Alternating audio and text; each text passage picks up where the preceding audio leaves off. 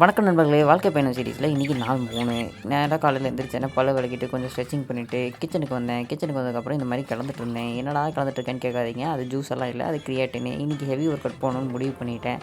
அதனால் கிரியேட்டின் எடுத்துகிட்டு ஜிம்முக்கு கிளம்பியாச்சு. சட்டையை மாற்றிட்டு வழக்கம் போல் நம்ம ஃபேவரட் சொக்காவை போட்டுன்னு ஒரே குஷி ஆகிட்டேன்.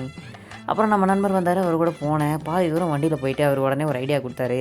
தம்பி தம்பி அண்ணனுக்கு இன்றைக்கி கார்டியோ டே. நீ இங்கே வெயிட் பண்ணு. நான் போய் வீட்டில் போய் வண்டி விட்டுட்டு வந்துடுறேன்னு சொல்லிட்டு வீட்டுக்கு போய் வண்டியை விட்டு நடந்து வரேன்னு போயிட்டாரு.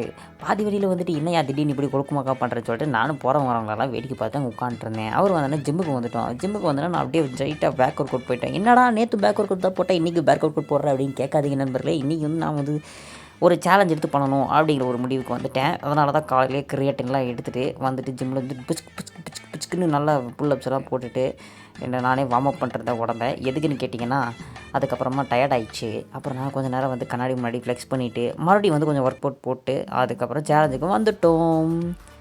இன்றைக்கி தான் வந்து நம்மளோட ஃபஸ்ட்டு இந்த ஸ்டெப் அப் ஏரில் வந்து புல் அப் பண்ணுற மாதிரி நான் பண்ணேன். ஏதோ ட்ரை பண்ணேன். கால் வந்து பிஸ்குன்னு அங்கேயும் இங்கேயும் போயிட்டே இருந்துச்சு. ஸ்டெப்பு கரெக்டாக வரல. பட் ஸ்டில் இருந்தாலும் ஒரு கண்ட்ரோல் இருந்துச்சு என்னோடய மூமெண்ட்டில். எனக்கு ஒரே குஷியாகிடுச்சு வீடியோவை பார்த்தேன். அது உங்கள்கிட்டையும் நான் ஷேர் பண்ணணும் அப்படின்னு சொல்லிட்டு இந்த வீடியோவில் போட்டிருக்கேன். எப்படி கரெக்டாக பண்ணுறேன்னா இல்லையான்னு நீங்களே சொல்லுங்கள். அதுக்கப்புறம் ஏதாவது சேஞ்சஸ் இருந்துச்சுன்னா அதையும் சொல்லுங்கள். நம்ம கரெக்டாக பண்ணிடுவோம். சரியான பேக் பெயினுக்கு போய் மல்லாக்கா பட்டு உட்காந்துட்டு இருந்தேன். நம்ம நண்பர் வந்து என்னை வீடியோ எடுத்துகிட்டு டேய் எந்திரடா அப்படின்னு சொல்லி தொலைச்சிட்டு இருந்தார்.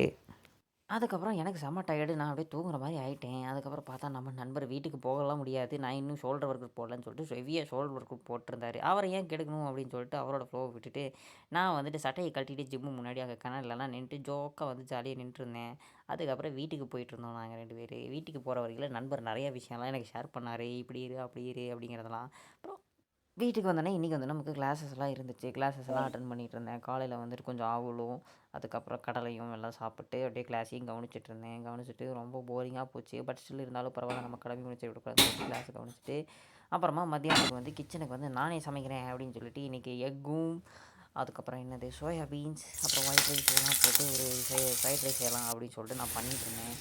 என்னடா கிச்சன்லலாம் இப்படி கதற அப்படின்னு எங்கள் அம்மா என்னை திட்டிட்டு போனாங்க. பட் ஸ்டில் அதெல்லாம் நம்ம கண்டுக்காமல் நேராக வந்து கிச்சனில் வந்து சமைச்சிட்டு இருந்தேன் நான். எங்கள் அம்மா என்னடா மகனே பண்ணுறேன்னு சொல்லி எட்டி பார்த்தாங்க. வாவ் நல்லா இருக்கே அப்படின்னு போயிட்டாங்க. அதுக்கப்புறம் ஃப்ரைட் ரைஸும் ரெடி ஆயிடுச்சு. அதுக்கப்புறம் மறுபடியும் மதியான கிளாஸுக்கு வந்துட்டு சாப்பிட்டு அந்த கிளாஸை கவனிச்சிட்டு இருந்தேன். அதுக்கப்புறமா சாயங்காலமாக ஆயிடுச்சு. கிளாஸை முடிச்சுட்டு ஒரு வாக்கிங் போயிட்டு அப்புறமா ஈவினிங் வந்து ரேப்பிடோ புக் பண்ணி படத்துக்கு போயிட்டு படத்தையும் பார்த்துட்டு வந்துட்டேன். என்ன படத்துக்கு போனேன்னா பிளாஸ்ட் படத்துக்கு போனேன். படம் மாசுங்க.